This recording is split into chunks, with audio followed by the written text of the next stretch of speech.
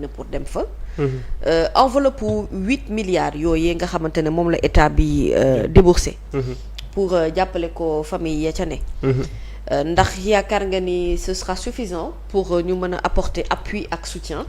askan wi nga xam ne ñoom ñoo fa nekk tout en sachant que am na ñoo xam ne jamono ji ba fi ñu toog di wax ak yow nga xam ne taw mi tàmbaliwaat na Dakar xaw ma nag ndax biir région bi yegg na fa am déet. je pense que Thiès aussi mu ngi doon taw. Donc ce qui veut dire qu'à tout moment situation bi mën na gën a dégénérer.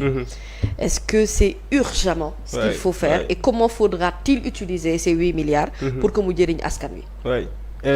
Donc déjà.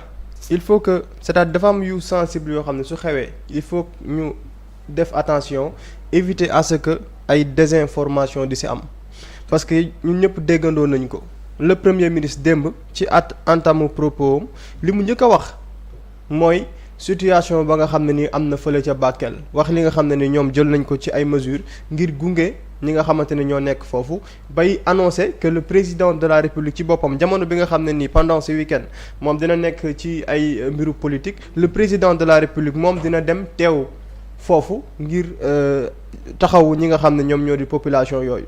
Léegi par rapport ak désinformation yooyu may wax léegi ñoo ko gisandoo naka la un journal mën a bindee ci biir réew mi xëy ne premier ministre dafa zappé.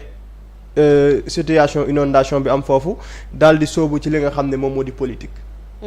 Est-ce que premier ministre dafa zappé koo xamante ne nii si biir waxam ñun ñu ko déglu ñëpp et loolu mooy li Fary doon wax léegi c'est-à-dire si biir waxam fi mu njëkkee mooy massawu cette population là wax lan moo si taxawaayu état te du foofu la ñuy yem dinañu jéem a góorgóorlu ba lépp lu ñu mën a taxawoo tey askan woowu bay def appel yemul ci état bay def appel aux Sénégalais di wax ne solidarité warul jóge sax ci ñun rek état Sénégalais bu ci nekk loo xam ne lii war nga koo mën a jàppalee population yooyu jugal nga ñëw jàppalee leen ko foofu la commencé ay propos donc journal La Tribune moom moo xëy bind tey ne premier ministre dafa zappé maanaam ñi nga xam ne ñoo nekk ci tolof foofee daal di soobu ci lu jëm ci politique ngir législative donc ça c'est des mensonges pour une énième fois Tribune xëyaat publier des mensonges comme il l'avait fait ak mbirub FMI bi gouvernement du Sénégal génnee wax ci situation bi wax ci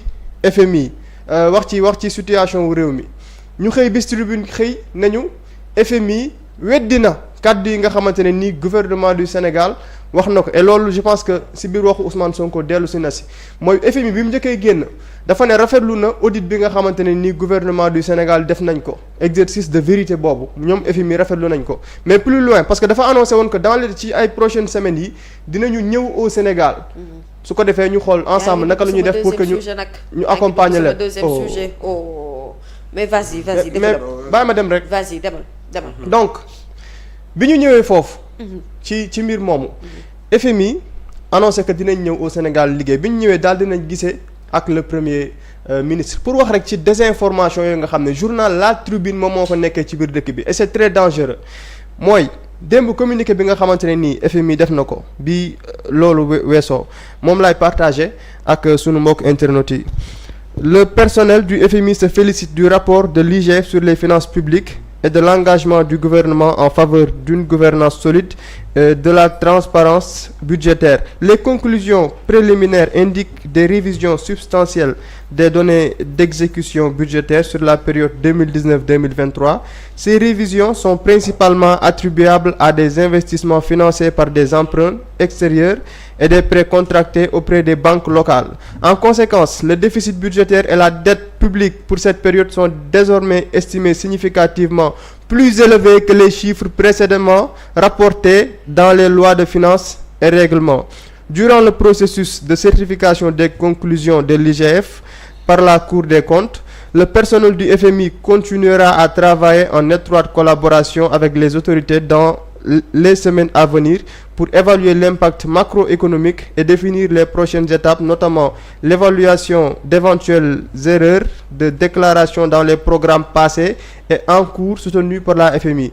Le Sénégal continue de faire face à un environnement difficile avec des signes de tension accrus dans l'exécution du budget.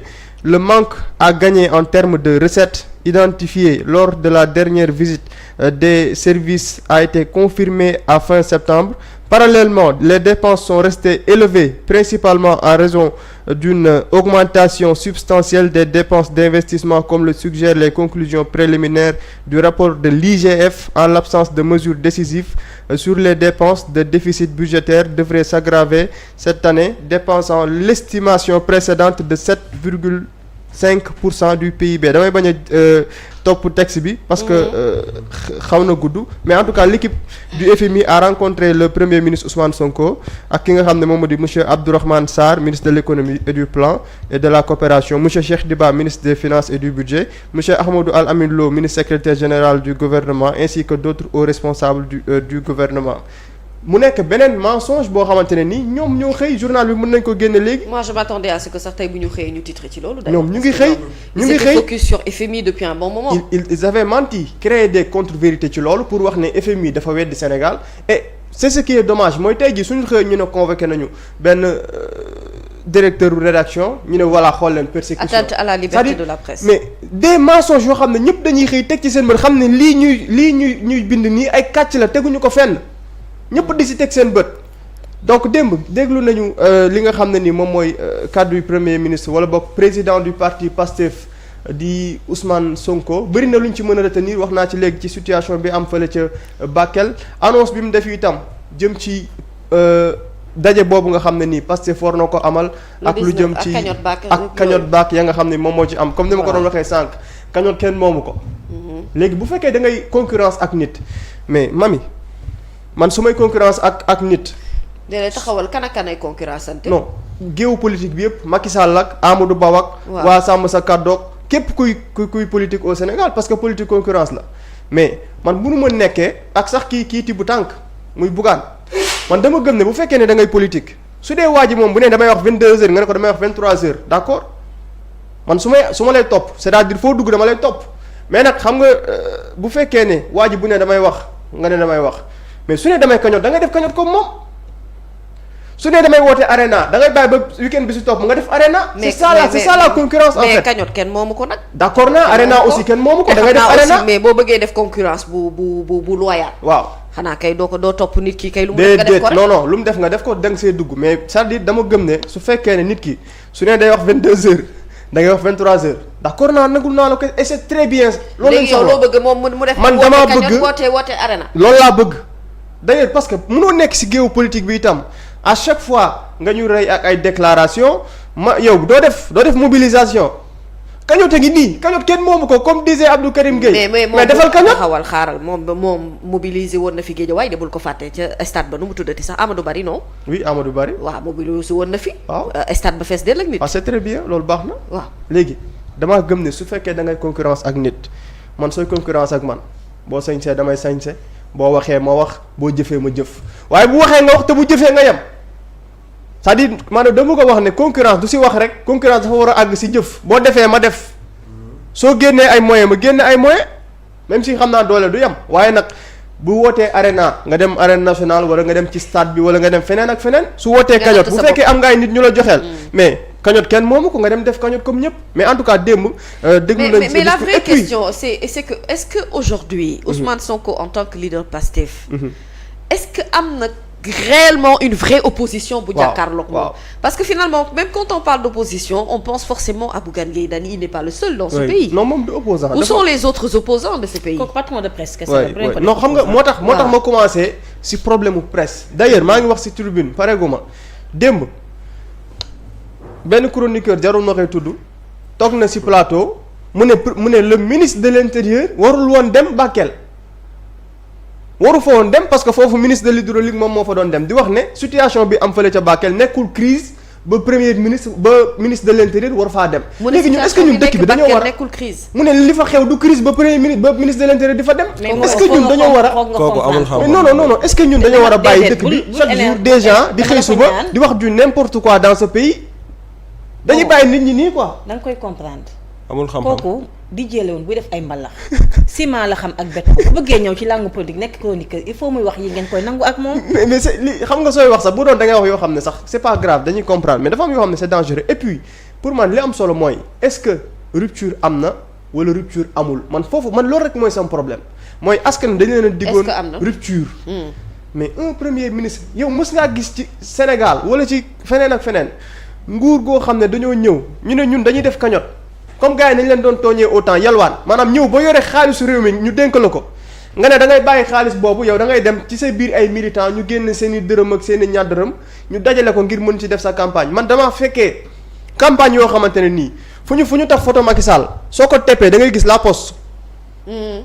soo ko teppee da ngay gis yeneen sociétés yu nekk ci biir réew mi dañ doon jël lépp luy moyen wu état di ko campagne lee un candidat 2019. yàgg nañ koo gis mais aujourd'hui on a un parti boo xam ne li mu ñu proposé mooy ñun lépp luy moyen wu état ñu ne le premier ministre ci boppam su demee bay génn day dem woowu ji sécurité ba nga xam ne ñoom la doon àndal ba mu nekkee opposition te ñoom la nar a àndal ci biir campagne bi li nga xam ne nii moom mooy moyen wu état ñu jël ko teg ko fële.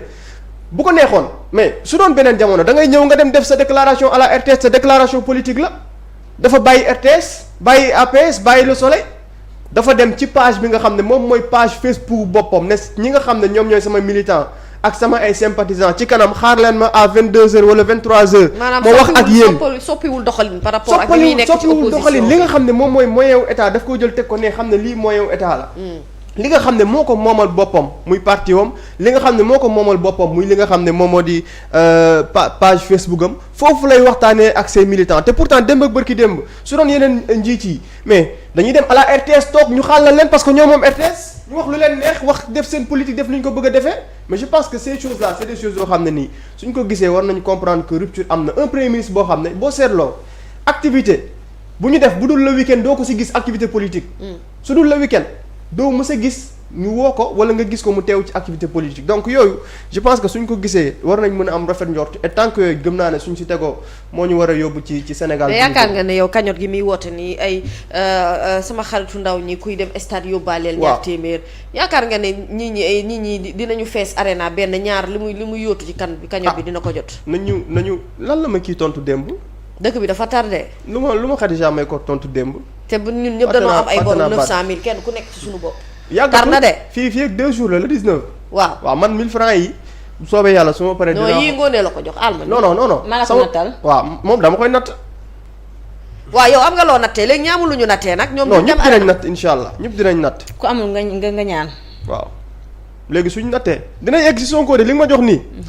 Siri dinaa ko jox. bu su demee dinaa ko xam bu su demee dinaa ko xam. dinaa ko jox de. waaw suñ nattee incha allah ñu xool lan moo nar a xew le 19. yow da ngay natt. non dinaa ko natt moo ma ko jox pour ma jox ko Sonko. waaw Ngoné. démb ci live bi Ousmane Sonko doon def maa ngi laaj léegi nii moom daf maa tontuwul li ma bëgg dégg. d'accord wala